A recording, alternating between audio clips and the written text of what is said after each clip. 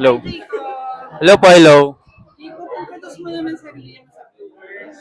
Hello everyone. Ako po si Jacob Aaron Pulintan, ang last winner po ng Ginoong Bulacan 2024. Yun po. Alright, na-cover kita sa Begin Ko Bulacan last year on January 2025 finals. So, kamusta ka naman after crowd? Yun po, medyo hindi nakapaghanda para sa next pageant. Ngayon po, muli po tayo nagbabalik para mag-prepare ulit para sa next na laban po.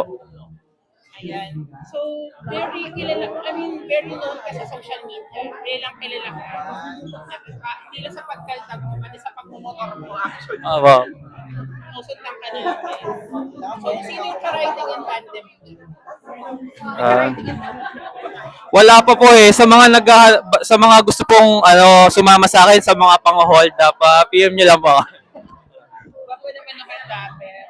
Pero ayun, sa puso namin, ito kaya mo hold the pen. Yung bag niyo po. Anyway, serious question. Kasi ilang beses na dali ang Mr. Grand Philippines. Pero if ever magkaroon this year, may bala ka pa bang sumali?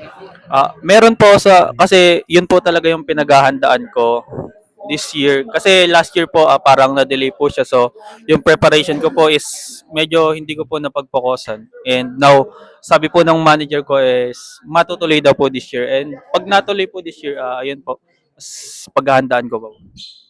Ayan. So, yung Mr. Grand itself, very, ano siya eh, tawag dito, competitive talaga siya.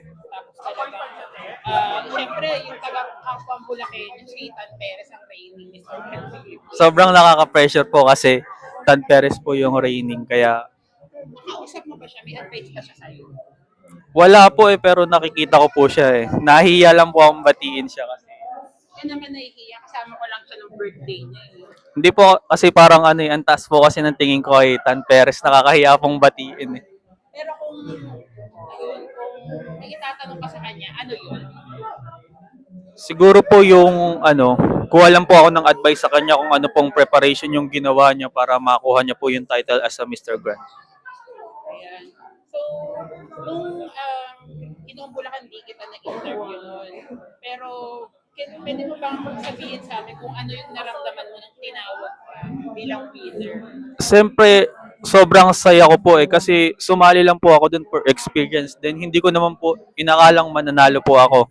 Yun. And yung mga nakalaban ko po is parang sikat-sikat mga idol-idol ko po dati. Ayun, hindi ko po in-expect na ako po yung magkakamit ng crown. Imagine mo, nilampason mo sila. Ang dami nilampason mo.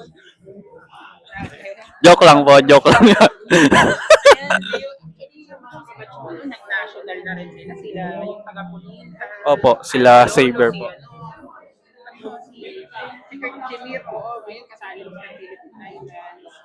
Nag-uusap-usap pa ba kayo? Hindi na po eh, pero nagkakakita lang po sa mga events sa Bulacan. Kakabatian na lang po. Pero, di ba nagpasa ka this year ng title mo sa Mr. Bulacan?